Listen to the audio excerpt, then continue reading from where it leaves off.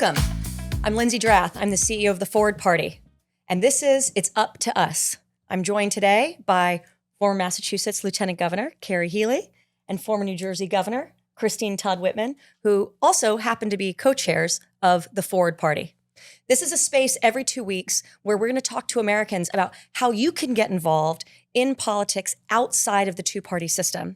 We're going to talk here about how we fight hyper-partisanship, how we're pushing back on toxic polarization, and what you can do to get involved. I am so excited to be having this conversation with Lieutenant Governor Healey and with Governor Whitman.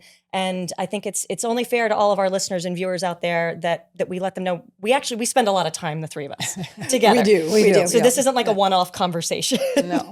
So how I met Governor Whitman years ago. Right. My personal background was as a Republican Party operative. So I was on the kind of business side of politics, which is something we'll talk about a lot on this podcast, and how the business of politics really fuels the two-party system right now and fuels a lot of the toxicity. And so I had always admired Governor Whitman, and also had an opportunity to meet Lieutenant Governor Healey when I was on Mitt Romney's campaign back in 2012. So we do share that in common, the three of us, that we were all members of the Republican Party, you all in positions of elected office.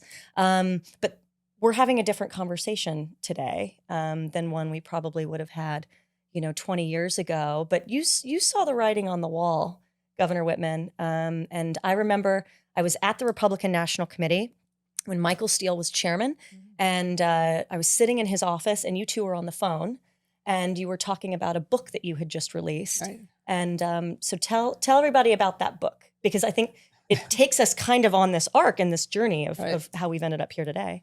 Well, it was called It's My Party Too, which the title would have to change now, most definitely. And 2005. Is it still your party? Yeah, no, not anymore. But it was based on the fact that I'd watched this trajectory change within the Republican Party, actually going all the way back to Barry Goldwater in '64 when things started to change. But it was getting more and more toxic, and I was very worried about where that was going to take the country. And so that's when I left the administration after going to the head of the EPA. And tell everybody what you did in the administration, because not only was she the two-term governor of New Jersey, she also ran the Environmental Protection Agency. Yes, I did. It was a fraught time, but we made some pro-environmental conservative. Right.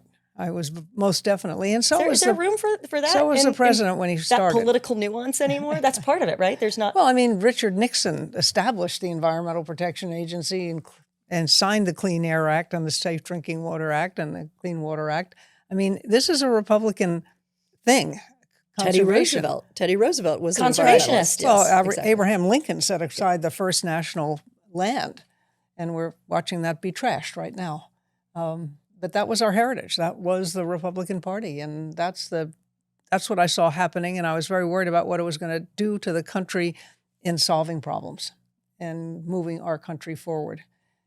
And so you wrote your book, and then what sort of action did you feel like you were able to take? Did you feel empowered in that moment to push back on the direction that you saw the Republican Party going in? I tried a couple of different things. I tried starting an organization that worked within the Republican Party to change it, and actually two of them, and decided pretty quickly that wasn't going to happen because the two parties have it exactly the way they want it, and the Republican Party was just not going to be pushed from the inside. It wasn't going to happen. They had too much control, and it was just getting worse every year. And that's why I decided that the time had come to join with others who felt the same way, who had tried to work, and that's how Forward started, with a Democratic effort and Forward, Andrew Yang, and with the Renew America movement, and with David Jolly, who really started that down in Florida, and everybody who had tried to work from within the system to make the changes, discovering that the system was so locked in that there was no way to do that. And so we joined together to say, okay, we need a third party. Yeah, someone said to me a couple of weeks ago, they said, Hakeem needs Mike and Mike needs Hakeem, talking about Hakeem Jeffries and Mike Johnson as leaders of the two-party. And that really struck me, that idea that they need each other in order to maintain control and the hold that they have on the duopoly. They need that conflict, right? So, Lieutenant Governor Healey, I had the opportunity to meet you in 2012 on Mitt Romney's presidential campaign. You were leading the policy work as part of that campaign. So we're talking about 4 years after your book came out, Governor Right. Whitman. 2005 was the book. Yeah. And so what was your journey? You were not only were you a Republican elected official, you were chair of the Massachusetts Republican Party, which I think our listeners and viewers might not know exists anymore or It was existed. a small but hearty band, but yeah, absolutely. So I was a Republican for 43 years of my life. Wow. And I resigned on January 7th, following the attack on the Capitol and the very weak response that I saw from within my own party. We had really visceral reactions to that day. I mean, where were you? Like, what was your headspace on January 7th? I was with my family still, and it was, we were just emerging from COVID, and I just had this sense that, time. I had this sense that it was surreal. To watch that, and because I still knew so many people who were directly in that room at that moment, I expected a stronger, clearer response. We saw it, obviously, from Mitt Romney. He knew immediately what a moment in history that was, and spoke about it clearly. But I think for so many people in the Republican Party, they couldn't say the word. They couldn't disown something that was so self-evidently wrong. Because they were worried about their identity. And I think that one of the things that makes the three of us a little bit different, perhaps, than some people who are still within the Republican Party is that we have said we can't change it from within. Governor Whitman tried. I know I tried. Was that kind of your next step in your path on January 7th? Or, were you still trying to rebuild something within the party structures, or was it No, I empty had at that actually moment? been looking for a third path since 2016. Okay. I'd already been exploring this idea that there were millions of people in the middle who were not represented. And I had convened some pro-democracy groups and some third-party groups way back in 2016 to talk about what other kind of path could we do.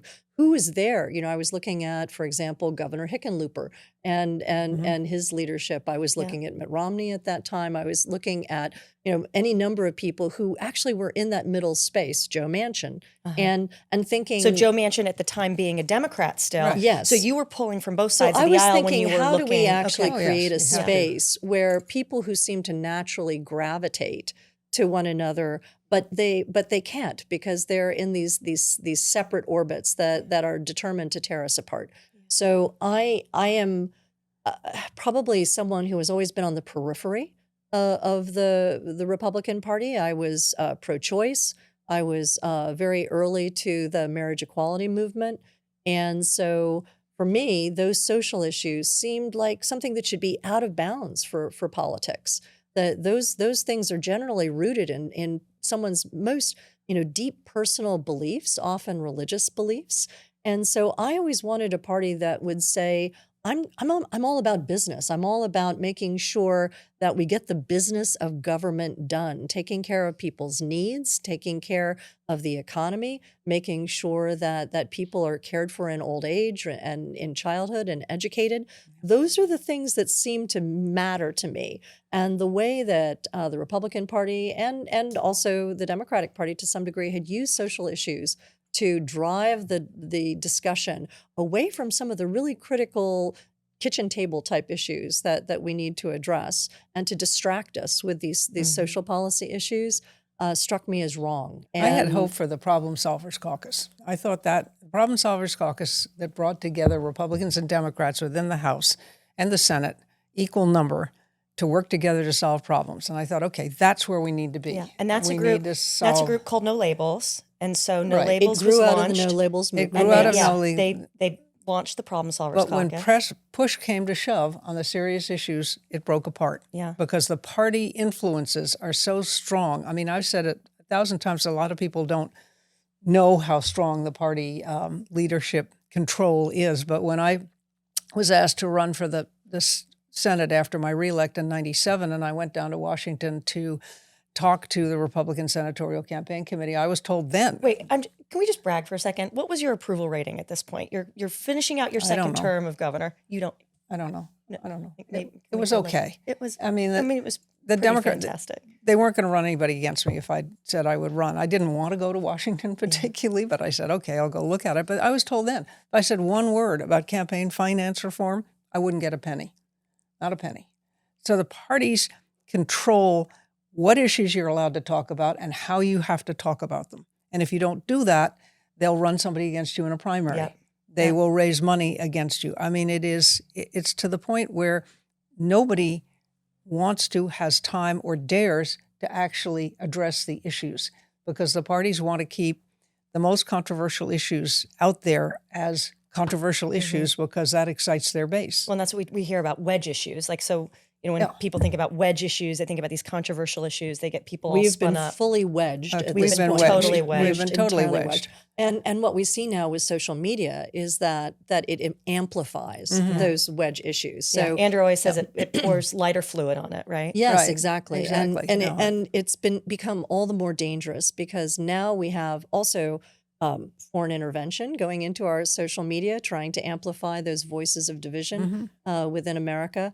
I genuinely don't believe that America is as divided as it appears on social media. Well, we I know don't this think it is. because of the way we for a travel. fact Right. that most No, people it's- simply they want want to get their things- work done. They want to live their lives. They want to make a decent living. They want Right. to care for their families. They are not actually animated by No. these issues that are put out there by the two legacy parties to the extent that we would think looking at social Right. media, because the algorithms amplify those voices of discontent, of hatred. And the loudest and have push us always apart. gotten all the attention because even in the old days before you had all these different media outlets and ability to hear yourself talk, frankly, is what's happening, getting in your comfort zone of hearing other people say what you say.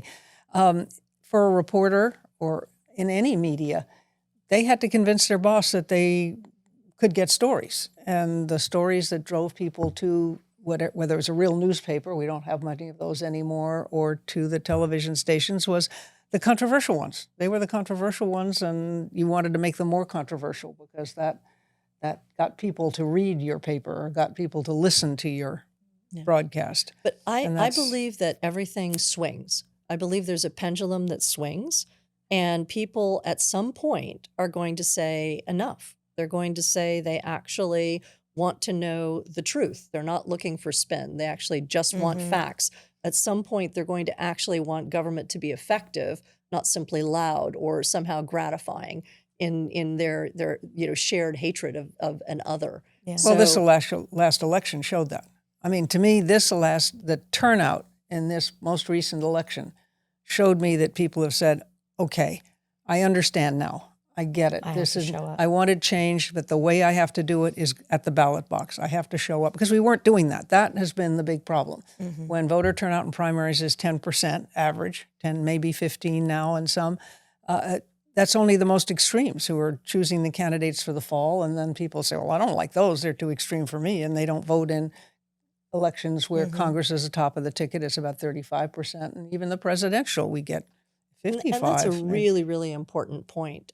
We should pause on that and really, talk about it a little bit more, because Talk about turnout and about representation. turnout Yeah. in primaries, Yeah. and that in most states, and every state is different, but Well, that's- in most states, Before we even go into Yes. this, because I'm hoping that like our listeners are people from all over the country who are looking for a solution, because we're talking a lot about the problems and why we have these issues.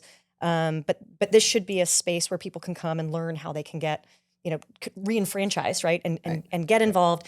A lot of folks don't even know what a primary is, which is part of why you see such low turnout, is because, yes, like November was fabulous. It was so fantastic. We had great voter turnout, but a lot of those voters don't understand that the two people at the top of the ticket, the Republican and the Democrat, were actually chosen earlier in the year. Right. And so that primary turnout is really important. And it also, like, we'll get into this when we talk about our theory of change at Forward. But I just want like all of our listeners to know, like, there's another election that you need to pay There's another attention election to. that no one really thinks about, because Right. it's not in November, and No. it's in different times in each state in Right. some cases. Okay, again, one of the things that the Hold- two parties have done intentionally Oh, sure. to make to it hold as on to things. confusing. Why don't we have a national primary day? different dates, different states all over the place. States, Anyway. and different rules as to whether you can go in if you don't like either. If you're a Republican, you don't like any of your choices there, you can't vote for a Democrat, and vice versa. Why don't we have open primaries? And in many states, if you're an independent, you can't vote at all. 14 states. You're 14 totally states. locked out. And so I'm lucky in Massachusetts, independents who are actually more than 60% of the voting public in Massachusetts can vote in either primary. And the result is that the primary turnout in Massachusetts is a little bit higher than you see in other states. It's 20% versus the 4%. No, but that's kind of the high watermark. The 4% that you see in Connecticut or the 7% that you see in Florida. And when those few people show up for primaries, that tiny percentage of people show up for primaries, they're the people who are most passionate. They're the ones who are most extreme. And they're going to pick the candidates who reflect them. So when regular voters like you and me and everyone else, 60% of us, say, oh, it's election day. It's our duty to go to the ballot, and vote. What we see is two candidates, one from each party, who were selected by the most extreme members of each party. And so we get, people say you double click on things. I want to double click on that. Yes. The most extreme are the ones that are represented on that ticket. When we bounce back and forth, to get back to my sense of a pendulum swinging back and forth, so we pick one extreme for a while and then we go, whoa, that's extreme. We don't need that extreme anymore. We're going to do the other. What is the other? The other is extreme in the other direction. And we get whiplash with tax rates, with policies. Our allies abroad don't know what to make of us. Because one day we like them, the next day we hate them, the next day we're imposing We don't tariffs. even have the British government isn't sharing intelligence with us anymore because they don't trust us. So that wild swing between the very far right and the very far left, and let's face it, that's what we've seen in New York City. Oh, absolutely. This past election cycle with Mamdani. We would not have had Mamdani if we didn't have Trump. Well, but look at there's crossover amongst those voters. I mean, you have a lot of the same voters that voted for Donald Trump voted because for Mamdani. Because they're looking for answers, and they figured we wanted something different, and we got it, but we didn't want it this different.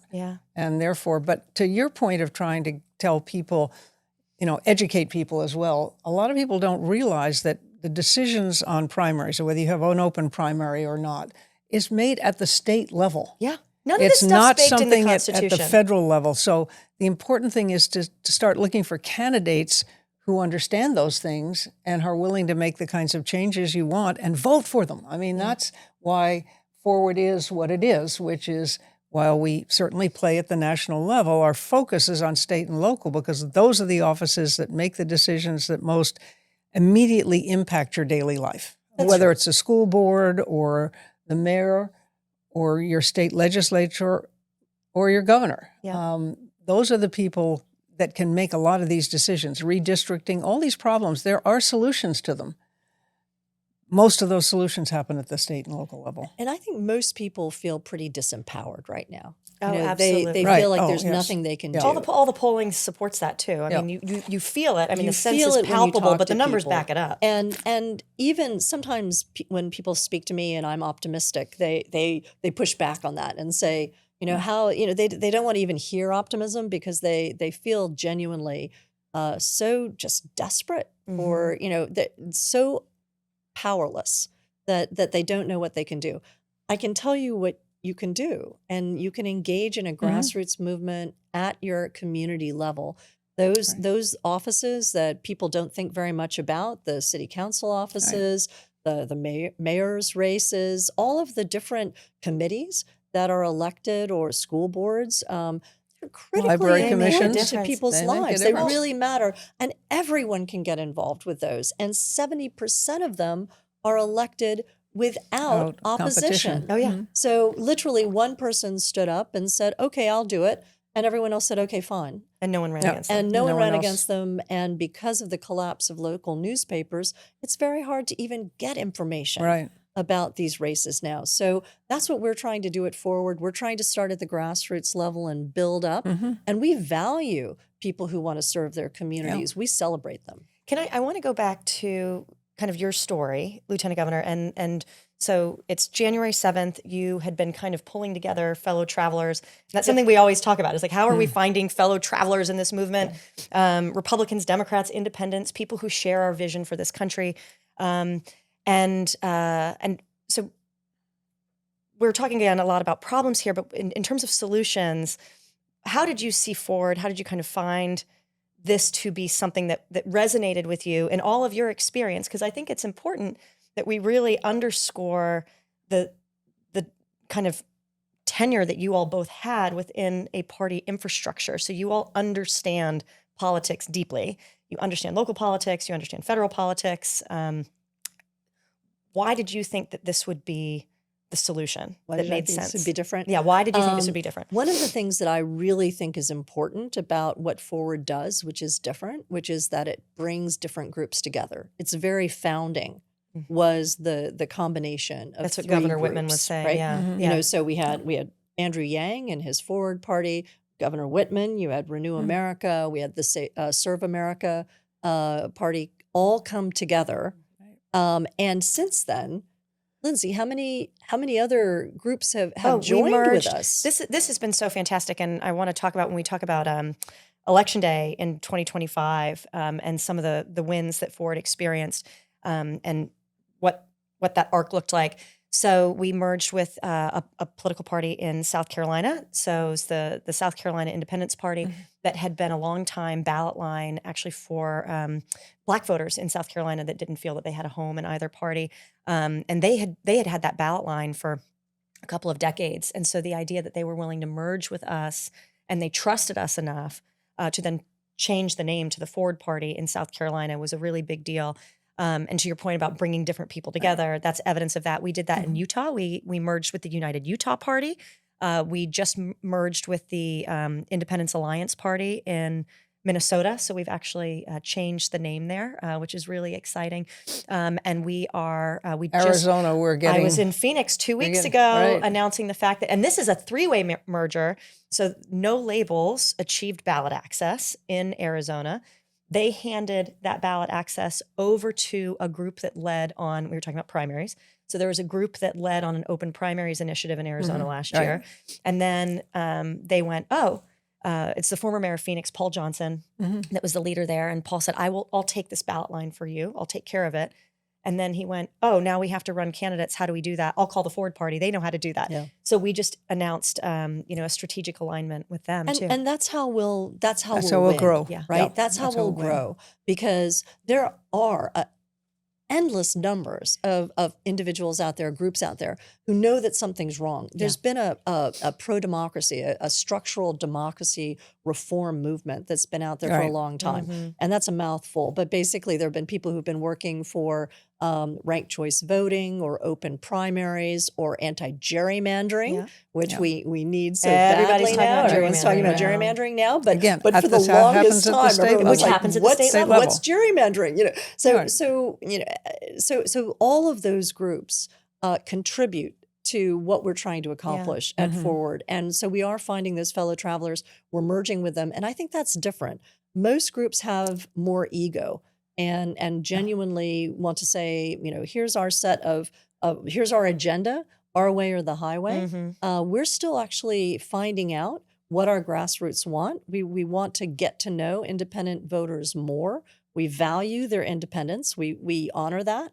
And we're looking for people who could be Forward Republicans, Forward Democrats, even Forward Independents, if they don't want to just come over entirely and be with us. You used the word identity. You used the word identity earlier when talking about folks and their unwillingness maybe to leave their parties. I think for people who have, like both of you, been in positions of elected office, in leadership in the Republican Party, that identity means something. And so talk about how Forward's creating space for that.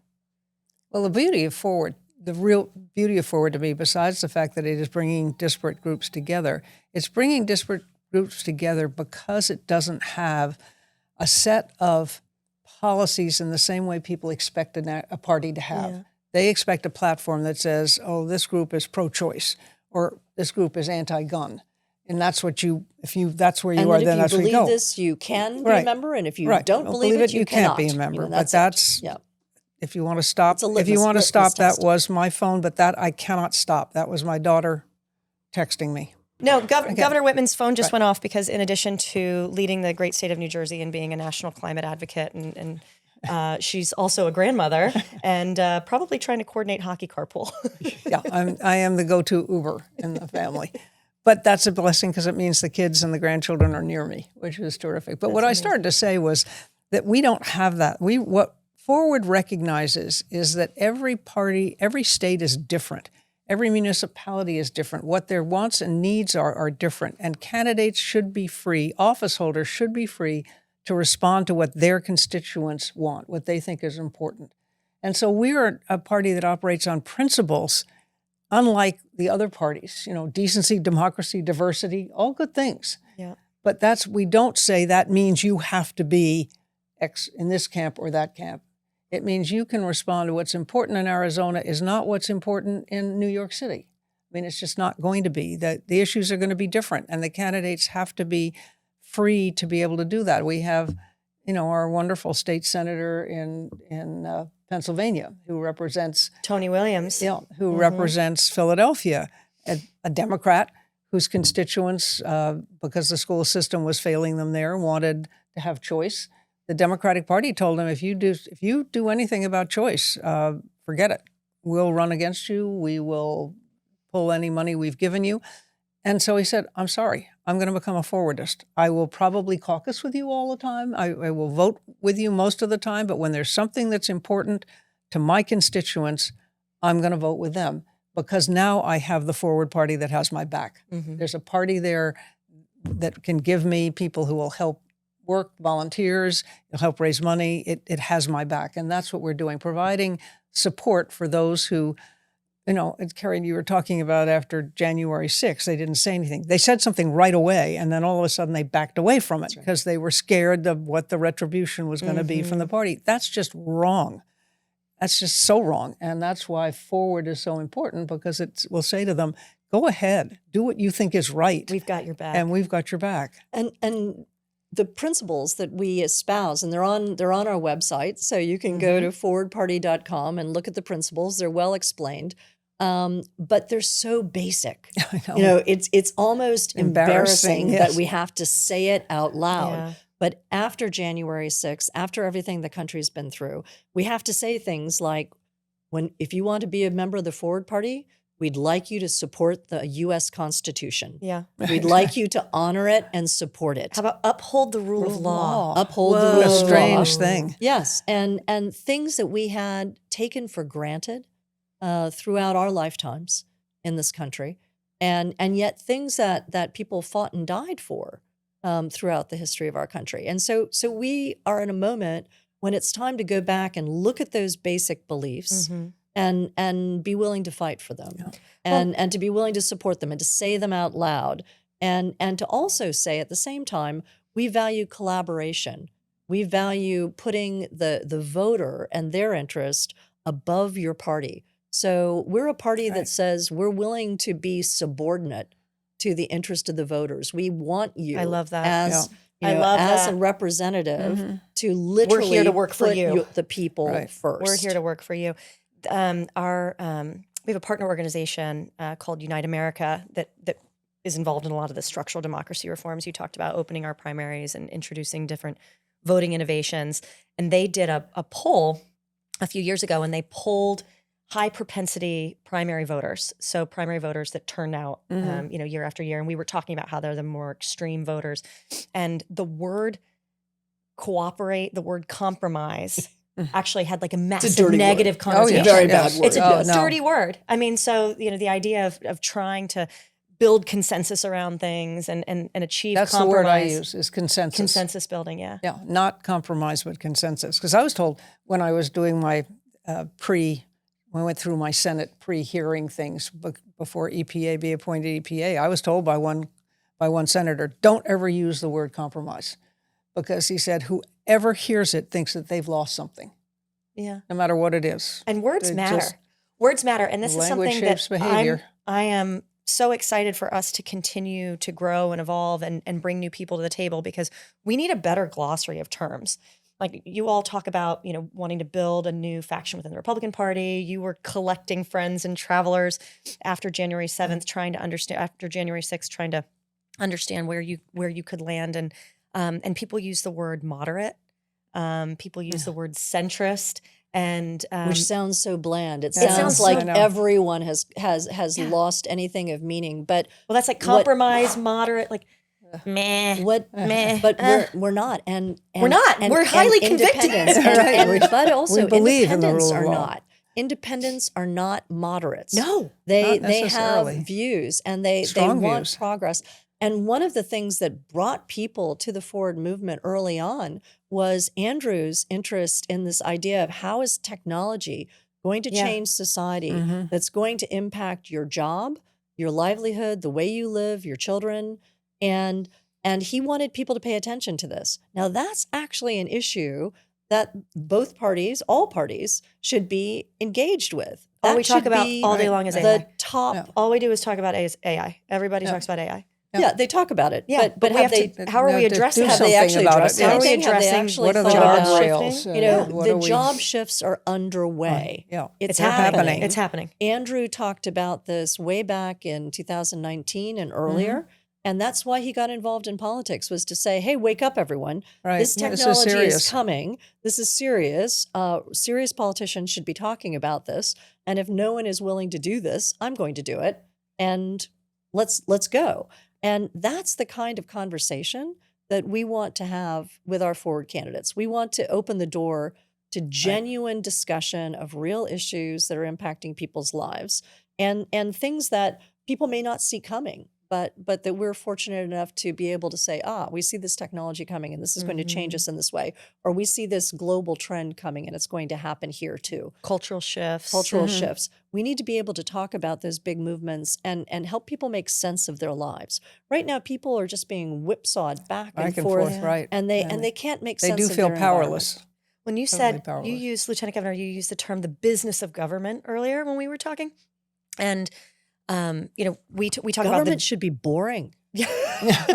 government should be It boring. should be so It should boring. be so boring. No one should be interested in it. No, It should not. But, we use the term duopoly, which is really, really wonky, and no Yes, normal it person is. uses that word. It took me a long time to But figure people out know what what the you were word saying. monopoly means. People Right. understand monopoly bad, right? Like we have game. major agencies to prevent American monopolies, but there's been nothing done to prevent these two parties from holding on to that. And the reason that we don't like monopolies is that they provide really shitty customer service, right? So the business of government right now, if it has a stranglehold on it by two different parties, you're getting really shitty customer service. Well, if anybody thinks the last month was an example of fine government performance, really? The longest government shutdown in history. Yeah. How is that acceptable? How is that acceptable? And because of politics, right? All right. When people are Pure elected and politics. you have short election cycles and you have unlimited numbers of cycles that you can go through, if there aren't term limits, people will spend more time on politics than they do on governing. And we used to, when more time on politics than they do on governing. And we raising put that, on money. a bumper sticker somewhere. And raising money. They were raising money they- over. John Goodwin, our national communications director, was on a hit on Fox News last week. And John was talking about all of the solicitations, all the emails and the text solicitations that members of Congress were sending to people like around the shutdown. Oh, That's sick. constant. Oh, I kept saying, why are we paying these people? They're not working. Yes. And their staff's not getting paid. The House had been out for 7 weeks doing nothing. There were other things to do besides this budget bill. I mean, we do have one or two other issues going on in the country that they could have been suffered. talking about. People suffered during the shutdown. Oh, absolutely. So many It was important unconscionable. critical service providers were not being paid. It was simply malpractice, right? Our government failed at the thing it's supposed to do, the thing that it's elected to do. They failed to govern. They failed to create a budget. And by the way, that budget is the purest expression of their values. So look at that budget, and everything that's missing, they don't care about it. Right. Everything that's in it, that's what they care about. So we should be looking at that budget, holding them accountable for what they emphasize and what they leave out. And they should, and that goes to the administration too, because the Office of Management and Budget in the federal government is the office to which every agency has to submit their budget. And even though you think you might know what your department or agency should prioritize and should be doing, they will look at it and say, no, this is what we want you to do. When you were at EPA and you had to submit that budget, did you feel that was a political process or simply a governing process? It was a governing process for us at EPA, but it became political as soon as it got to the White House. So even back when you were head of EPA, it was being... Oh, yes. The Office of Management and Budget was saying, nope, you're not, because if we wanted to put anything in on climate change, nope, forget it, that was out. The agency could put forward what it thinks needs to happen in its field, a department, and if the White House isn't supportive of that, it's gone. And it's really frustrating because you have a lot of very talented, very highly educated people who are committed to their jobs, whether it's preserving public land, doing the kind of research that we need done in health outcomes for people, research, scientific research, environmental research. You think you want to get all those things done. They're important. They're what government should be doing. And everything's politicized. Everything's politicized we talked now. about language earlier too, like not using the word compromise, not using the word moderate. The term climate change has become politicized. You can't say that. Yeah. What can you say? Pro-environment? Is that...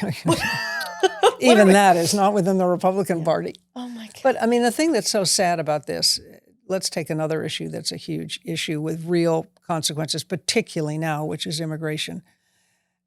In 2001 or 2, the end of 2001, beginning of 2002, President Bush, George W. Bush, sent an immigration bill to the Hill. Mm-hmm. And it had a pathway to citizenship for those who had been here for a period of time. It was very balanced. And because our system now is so complicated. But neither party, they wouldn't even hold a hearing on it. Neither Republicans nor Democrats want to solve that issue because it infuriates their base on one side or the other, and that's what they care about. Wedge issues. So that's the important point there, among other things, is that there are now issues that are critically important to the American people that will never be solved because they're so valuable as political tools. Yeah. Right. And one of those is immigration. So valuable as political tools. And so no one's ever going to solve that because and let's Hakeem needs Mike and Mike needs Hakeem. And virtually every president comes in with leadership in both houses for the first 2 years of their term. During those first 2 years, they can solve all the problems they want to solve. Mm-hmm. No one is standing in their way.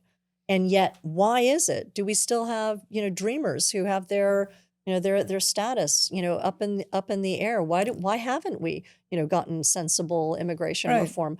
When I was working for the U.S. Department of Justice as a consultant back in the 1980s and early 1990s, the immigration services were already a mess. Yeah. It has been decades and decades that America has been bad at immigration policy. It's not new. And no, not at all. It's just only recently that it's become so hyper-politicized. So does it need to be fixed? 100% it needs to be fixed. Do we need strong borders? Absolutely. Every country should determine who gets to come into their country. I just went to Iceland. They didn't let me just walk in. That's what rule of law is about, right? Yeah. Rule of law is everybody obeys the laws, and part of that is that you get to decide who are citizens and who aren't citizens and where your borders are and how you get through. No one should have any problem with that discussion. And I don't think most Americans do. I actually think there is more consensus from what I can see from the polling on how to solve immigration. But there's no party that is willing to step forward and say, here's a common sense solution to do it. And I was recently speaking to a retired congressperson who said that he was a retired Republican congressperson, and he said that he had worked with a currently sitting Democratic senator to come up with an immigration plan that they thought was brilliant and a wonderful compromise and a genuine solution. And neither party would touch it as well. No, so they have no interest. Like it's not in their benefit. It's not to their benefit. Intended people out there who want to find positive solutions for America. There are. They just don't have a party. And that's why we are building the forward party, so that people who genuinely want to find consensus around difficult issues and to introduce nuance into some of these discussions that are complicated and get things done. Can actually do it and get it done with the support of the majority of American people. So let's talk about why we have to build that as a political party. Yeah. So one of the things that we talk about a lot is the incentive system. So how are, that particular member of Congress as a Republican, House member working with a Democratic member of the Senate, what are the incentives for those people to come together and create consensus versus, continuing to operate in a polarized way where they're not actually driving towards solutions? And the political parties are the ones that really influence those incentives right now, right? So what are the incentives? Yeah. Money, voters, Fundraising on their behalf, Yeah, fundraising. whether or not they're primaried. How about the business of politics? So just the how do you run for office? How do you get ballot access? How do you find out who your voters are? How do you get your volunteers? Well, how do you get your volunteers? Federal spending in your district. Right. All of those things, the Republican and Democratic parties right now really control. It's really hard for an independent to get in there and run. And it's really hard if you are a member of one of the current two parties to run in a direction away from your party. No, right? you can't do that. But when you and I go to Congress and we're speaking behind closed doors to members of staff of various Congress people, they will say quite openly, please build a place where we can go. Oh, this is real. This isn't hypothetical, what you're saying. We will jump. These are actual conversations. Yes, we're having. We will jump. We will leave our parties in a minute. Please build it for us. If you could build a enough platform of a structure that could support us in terms of donations, that could support us in terms of infrastructure, great consultants to use, even technology to use. The fundraising technology that's used by Republicans and Democrats is owned by the party. Yeah. And you can be kicked off the platform and not allowed to use it if you don't comply. Right. So there are many, many incentives that are used and disincentives used by the two legacy Carrots and parties sticks. to make sure that people don't leave. And what we're trying to do is to create a space where people of good conscience who want to do something different, who actually want to solve some of these useful problems that have been politicized, where they can find a home, where they can find fellow travelers. Well, and what we always kind of say to folks, because we're a startup, right? Like this is new. We've try to really make been 3 try years. to make payroll every 2 weeks. We are a startup, and so are. what I would say to all of the viewers and the listeners out there is, come and build this with us. We're not. We haven't decided exactly what this thing is going to look like or how, but we know it's needed. We don't have to argue that, what the market opportunity is. People are begging for this. It's there. The two parties have historically low approval ratings. Both of them do. You have 10,000 American voters every single day are leaving the Republican and Democratic parties. They're re-registering as independents. That's right. They're emptying out the legacy parties, but the parties have the power. They have the power. So they have the power. Depending so on which to poll you look at, it's somewhere in the 40s, in terms of 40% of the American public now view themselves as independents or are registered as 46%, independents. I think I've seen 46, I've seen 48% even, And so, but we do know is that both legacy parties are losing registration every single day. And for example, if you looked at Massachusetts and you would ask, what kind of state is Massachusetts? Virtually everyone would say, it is a solidly blue state. This is a Democratic state. And they'd have good reason to say that. There's like 90% of our legislature is a Democrat. Our every single officer, statewide officer, is a Democrat, and all of our Congress people are Democrats. Okay, fine. So what percentage are actually Democratic voters in Massachusetts? It's under 30%. Yeah. So 27, highest number of independent voters registered out of any state or commonwealth in the country. That's right. So people are voting with their feet, but they don't have alternatives.